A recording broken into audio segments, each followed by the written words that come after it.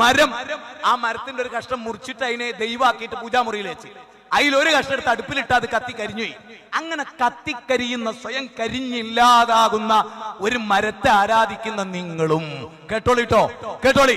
ഒരു പെണ്ണിന്റെ ബുദ്ധിപരമായ ഉയർച്ച പറയുന്നത് ഇസ്ലാം ലോകത്തിന് സമ്മാനിച്ചതാ. ആ ഉമ്മുസ്ലീം പറയുന്നറിയോ? ഉമ്മുസ്ലീം പറയുന്നത് അലംതറ അന്നല്ലാഹ യസ്ജുദു ലഹു മൻ ഫിസ് സമാവാതി വമൻ ഫിൽ അർളി വശംസു വൽ ഖമറു വൻ നുജൂമു വൽ ജിബാലു വസ്സജറു വദ്ദവാബ് വകസീറു മിനൻ നാസ് വകസീറു മിനൽ ഹഖ്.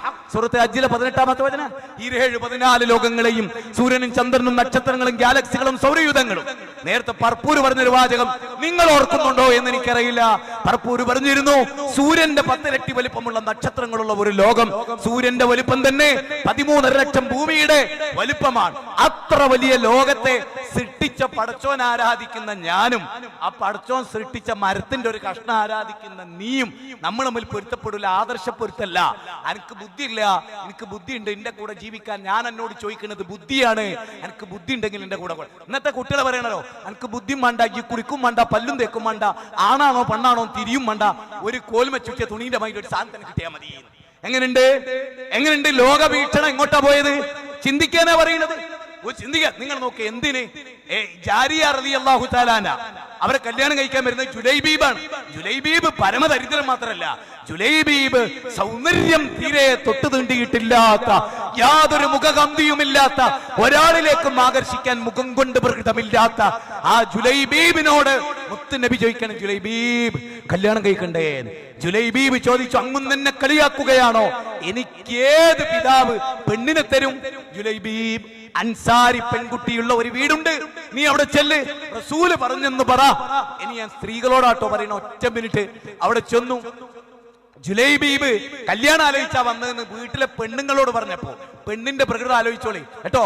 ആ പെണ്ണ് പറഞ്ഞപ്പോ പുറമുടുത്ത പെണ്ണ് ഉള്ളോട്ട് കയറി പോയി. ഉമ്മ എന്നിട്ട് പറയാണ്, എത്ര വലിയ സൗന്ദര്യമുള്ള എന്റെ മോളെ ഈ ഉണക്ക കൊള്ളിക്ക് ഞാൻ കെട്ടിച്ചു കൊടുക്കേ. അത് നടക്കും. എത്ര സുന്ദരന്മാര് വന്നിട്ട് പോലും ഓളുടെ സൗന്ദര്യത്തിന്റെ എത്താത്തതിന്റെ പേരിലോട് കൊടുത്തിട്ടില്ല. അങ്ങനെ നിരാശ ബാധിച്ച് ജുലൈബീബ് ഇറങ്ങിപ്പോകുമ്പോ ഈ പെൺകുട്ടി ബാപ്പാനോട് ഉമ്മാനോട് ചോദിക്കുന്ന ഒരു കാര്യമുണ്ട്. അതെന്തറിയോ? വദുക്കുർന മാ യുത്ലാ ഫീ ബുയൂതികുന്ന മിൻ ആയാത്തില്ലാഹി വൽ ഹിക്മ. വിശുദ്ധ ഖുർആന്റെ 33-ലെ 34 എന്താ പറയണോ? വീട്ടിൽ വെച്ച് പാരായണം ചെയ്യപ്പെടുന്ന ഖുർആനും സുന്നത്തും നിങ്ങൾ ഓർക്കണം. അത് പാരായണം ചെയ്തൊരു പെൺകുട്ടി, ഇവിടെ ഇരിക്കുന്ന പെൺകുട്ടിയോടാ പറയണേ. ഈ മോള് ചോദിക്കാണ്, ഈ സുന്ദരിയായ മോള് ജുലൈബീബിനെ ഇങ്ങോട്ട് പറഞ്ഞേച്ച ആളാരാ? അള്ളാന്റെ റസൂൽ. അവര് പറഞ്ഞു, ആഹാ, അള്ളാന്റെ റസൂൽ ഒരു കിഴങ്ങനെ എനിക്ക് തിരഞ്ഞെടുക്കും നിങ്ങൾ വിചാരിക്കണ്ടോ? നിങ്ങളുടെ മുഖത്തെ സൗന്ദര്യത്തെ കുറിച്ചല്ലേ പറഞ്ഞത്? നിങ്ങൾ മുഖത്തിന്റെ സൗന്ദര്യത്തെ കുറിച്ചല്ലേ പറഞ്ഞത്? ഞാൻ കൽബിന്റെ സൗന്ദര്യത്തെ കുറിച്ചാ പറയുന്നത്. അത് ഖുർആൻ റബീഅ ഖൽബി. ആ ഖുർആനിനെ അഫലാ യതദബ്ബറൂനൽ ഖുർആൻ അം ലാ ഖുലൂബിൻ അഖ്ഫാലുഹാ. സൂറത്ത് മുഹമ്മദിലെ 24-ാമത്തെ വചന. ഹൃദയം പൂട്ടിട്ട് വെച്ചിരിക്കുകയാണോ? ആ ഹൃദയം തുറന്ന് ഖുർആനെ കൽബകത്ത് പ്രതിഷ്ഠിച്ച വസന്തത്തിന്റെ ആചാരനെയാണ് അള്ളാന്റെ റസൂൽ. എന്നിട്ട് ആ കുട്ടി എന്താ പറയുന്നത് അറിയോ? അള്ളാന്റെ റസൂൽ തെരഞ്ഞെടുത്ത ഒന്നിനെ ഞാൻ എതിർത്താൽ പിന്നെ ഞാൻ മുഅ്മിനത്തല്ല. എന്നിട്ട് ആ കുട്ടി ഒരു ഖുർആന്റെ വചനം ഓതി കൊടുക്കുകയാണ്. അങ്ങനെ ഖുർആനെ പഠിക്കാൻ ഈ ഖുർആൻ സമ്മേളനം ഉപകരിക്കട്ടെ. ഏതാണ് ആ വചനം? 33-ാം അധ്യായം സൂറത്ത് അഹ്സാബ് 36-ാമത്തെ വചനം. വമാ കാന ലിമുഅ്മിനിൻ വലാ മുഅ്മിനത്തിൻ ഇദാ ഖലല്ലാഹു വറസൂലുഹു അംറ അൻ യകൂന ലഹുമുൽ ഖൈറതു മിൻ അംരി വമൻ യഹ്സില്ലാഹ വറസൂലുഹു ഫഖദ് ളല്ല ളലാലൻ മുബീന. അല്ലാഹുവിന്റെ റസൂലിന്റെ തീരുമാനത്തിനെതിരെ ഒരു പെണ്ണ് സംസാരിക്കാൻ പാടില്ല, ഒരാണ് സംസാരിക്കാൻ പാടില്ല. അങ്ങനെ വന്നാൽ വിദൂരമായ വഴികേടാണ്. അതുകൊണ്ട് എനിക്ക് ജുലൈബീബിനെ മതി എന്ന് തീരുമാനിക്കുകയും ജുലൈബീബിനെ പങ്കാളിയാക്കുകയും തൊട്ടടുത്ത ദിവസം ജുലൈബീബ് യുദ്ധത്തിൽ കൊല്ലപ്പെടുകയും. കാരണം അവിടെയും അള്ളാഹ് അത്ഭുതം സൃഷ്ടിച്ചു. എന്താ അത്ഭുതം? അതിന്റെ ഗവേഷണ. ആ അത്ഭുതം എന്താ അറിയോ നിങ്ങള്? അത് മനസ്സിലാക്കിക്കോളി. ഈ ജുലൈബീബിന്റെ വൈരൂപ്യത ഏത് പെണ്ണിന്റെ മനസ്സിലും ഒരു പ്രയാസം ഉണ്ടാക്കും. 4 ആള് ചോദിച്ചാൽ മതി, എടി ഇങ്ങനെ ഒരു കുരങ്ങിനെ എനിക്ക് കിട്ടിയെന്ന് ഇന്നത്തെ കാലത്ത് ചോദിക്കണ പോലെ 4 ആള് ചോദിച്ചാൽ ആ പെണ്ണിന്റെ മനസ്സ് വേദനിക്കും. അപ്പൊ എന്തൊക്കെ നേടി? ആ ആയത്തിന്റെ കണ്ടന്റ് ഉൾക്കൊണ്ട ഹൃദയവുമായി പെണ്ണിനെ അള്ളാഹ് നിലനിർത്തി. ആക്ഷേപകാരുടെ ആക്ഷേപത്തിൽ നിന്ന് ഈ പെണ്ണിനെ മുക്തമാക്കി ജുലൈബീബിന് ഷഹീദിന്റെ കൂലിയും കൊടുത്ത അത്ഭുതത്തിന്റെ പേരാണ് മതം. പടച്ച തമ്പുരാന്റെ മതം, അത്ഭുതകരമായ മതം. ഈ മതത്തെയാണ് നമ്മുടെ മുമ്പിൽ അവതരിപ്പിക്കുന്നത്. ഇനി നിങ്ങൾ ആലോചിച്ചേ. ചുരുക്കി പറയാണ് ഞാൻ ചില കാര്യങ്ങൾ വേഗതയിൽ. ഞാൻ പ്രസംഗത്തിന് ടൈം കുറയും എന്നതുകൊണ്ട് വായിക്കാൻ വേണ്ടി ഒരു പ്രബന്ധം പോലെ കൊണ്ടുവന്ന ചില ഭാഗങ്ങൾ ഞാൻ നിങ്ങളെ പെട്ടെന്ന് വായിച്ചു കേൾപ്പിക്കാം. ആ ഭാഗം എന്താണ് എന്ന് നമ്മൾ മനസ്സിലാക്കുന്നതിന് വേണ്ടി അത് ചില ഗൗരവമുള്ള ഈ വിഷയത്തിന്റെ അവതരണത്തിലെ ഗൗരവമുള്ള കാര്യമാണ്. അത് പറഞ്ഞാൽ നമ്മുടെ ഖുതുബ പൂർത്തിയാകും. അത് ഓരോന്ന് പോയിന്റ് ഇട്ട് ഞാൻ പറയാം. ഒന്നാമത്തെ കാര്യം, ഇവിടെ ഇരിക്കുന്ന കുടുംബ ജീവിതം നയിക്കുന്ന നാം എങ്ങനെയാണ് നമ്മുടെ കുടുംബത്തെ, നിങ്ങൾ നോക്കൂ, നമ്മുടെ വീട് ഖുർആനും സുന്നത്തും വായിക്കുന്ന വീടാകണം എന്ന് അല്ലാഹ് പറഞ്ഞു. ദിക്റിന്റെ വീടാകണം എന്ന് അല്ലാഹ് പറഞ്ഞു. ദീൻ ഉൾക്കൊള്ളുന്ന വീടാകണം എന്ന് അല്ലാഹ് പറഞ്ഞു. ഇനി കേട്ടോളൂ നിങ്ങൾ, ഒന്നാമത്തെ പോയിന്റ്, ഞാൻ ഈ സദസ്സിൽ ചോദിക്കുന്ന ഒന്നാമത്തെ പോയിന്റ്, നാഥനെ പറ്റി നമ്മൾ നമ്മുടെ കുട്ടികളെ പഠിപ്പിക്കാറുണ്ട്.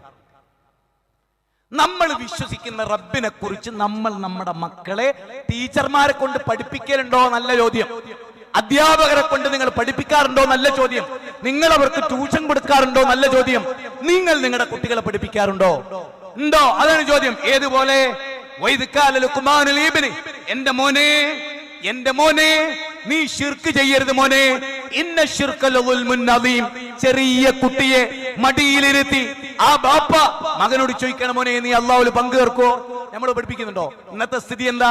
ബാപ്പാര് മക്കളെ മടിയിലിരുത്തി, മോനെ നമുക്കൊരു പടച്ചോനുണ്ടെങ്കിൽ അത് സിഎം മടവൂരാണ് മോനെ എന്ന് പഠിപ്പിക്കുന്നിടത്താണ് ഇന്നത്തെ ലോകങ്ങളിൽ. എവിടെ നിന്നാകും? ലുഖ്മാൻ ഹക്കീം മകന് മടിയിലിരുത്തിയിട്ട് പഠിപ്പിക്കണം എന്താണ്? അല്ലാഹുവിലുള്ള വിശ്വാസം. തീർന്നില്ല. യാ ബുനയ്യ ഇന്നഹാ ഇൻ തഖ് മിസ്കാല ഹബ്ബ. മോനെ, ഒരു അണുമണി തൂക്കുള്ള കാര്യം നമ്മൾ മക്കളെ പഠിപ്പിക്കേണ്ട ഏറ്റവും കാതലായ ഒരു അണുമണി തൂക്കുള്ള കാര്യം ആകാശത്തിലോ ഭൂമിയിലോ വെള്ളത്തിനടിയിലോ എവിടെ ഒളിപ്പിച്ചു വെച്ചാലും അല്ലാഹ് അത് പുറത്തു കൊണ്ടുവരും. മോനെ, ബാപ്പാനെ നിനക്ക് പറ്റിക്കാൻ പറ്റും, ഉമ്മാനെ നിനക്ക് പറ്റിക്കാൻ പറ്റും, ഫോണിലെ ഓപ്ഷൻ മാറ്റി നിനക്ക് പറ്റിക്കാൻ പറ്റും, പക്ഷെ അല്ലാഹ് പുറത്തു കൊണ്ടുവരും മോനെ എന്ന് 31-13 മുതൽ 19 വരെയുള്ള വചനം ജീവിതത്തിൽ എപ്പോഴെങ്കിലും മക്കളെ പഠിപ്പിച്ചിട്ടുണ്ടോ? ഒരു നബീന്റെ മകനെയായിട്ട് ഒരു കൗൺസിലർ പോയിട്ടുണ്ടോ? ചോദ്യാണ്. എനിക്ക് സമയക്കുറവുണ്ട്, ഞാൻ ഓടുകയാണ്. എന്താ ചോദിക്കുന്നത്? ഒരു മകനെ സ്വന്തം പിതാവ് ഒരു നല്ല നബിക്ക്, ഞാൻ ഒന്നുകൂടി ക്ലിയറായി പറയാം, എന്റെ മോളെ ഉപദേശിക്കാൻ എനിക്ക് വേറൊരാളത്ത് കൊണ്ടുപോകേണ്ട ഗതികേട് എനിക്ക് വരുന്നുണ്ടോ, തിരിച്ചുണ്ടാകുന്നുണ്ടോ എന്നത് വളരെ ശ്രദ്ധിച്ച് കേൾക്കേണ്ട ഒരു കാര്യമാണ്. രണ്ടാമത്തേത് മക്കളോട് പറയാൻ രണ്ടാമതായുള്ള കാര്യം, ശിർക്കിന്റെ ഗൗരവം നമ്മൾ നമ്മുടെ മക്കളെ പഠിപ്പിച്ചിട്ടുണ്ടോ? നിങ്ങൾ നോക്കൂ, മഹാനായ പ്രവാചകൻ യാക്കൂബ് നബി മരിക്കാൻ കിടക്കുകയാണ്. മക്കളോട് ചോദിക്കണം, മക്കളെ അവിടെ എനിക്ക് 10 ഏക്കർ ഉണ്ട്, ഇവിടെ എനിക്ക് 10 ഏക്കർ ഉണ്ട്, അവിടെ 9 ഹോട്ടലുണ്ട്, ഇവിടെ ഷോപ്പിംഗ് മാൾ ഉണ്ട് എന്നൊന്നല്ല. മക്കളെ, ബാപ്പതാ കണ്ണടയാൻ പോവുകയാണ്. മക്കളെ, നിങ്ങൾ ഒരുപാട് മക്കളുണ്ട്.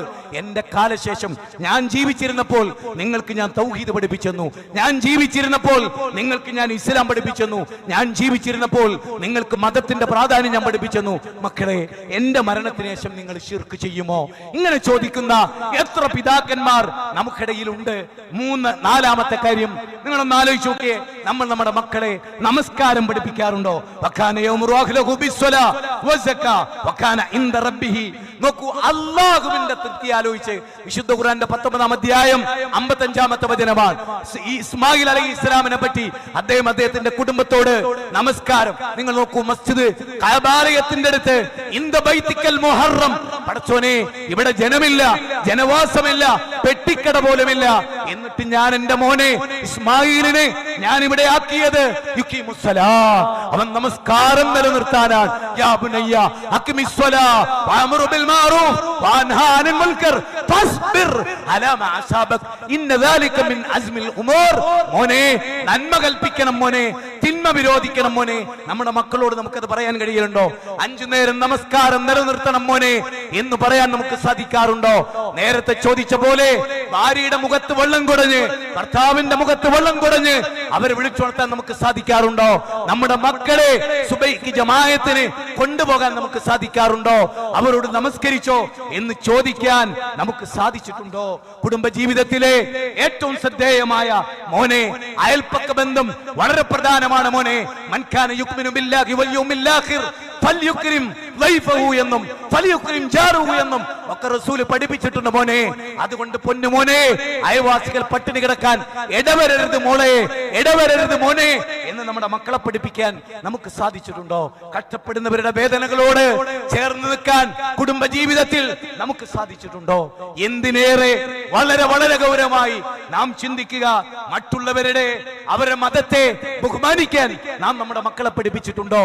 തീവ്രവാദ ഭീകരവാദ ലോകത്ത് നമ്മുടെ മക്കളെ സമാധാനത്തിന്റെ വഴികളിൽ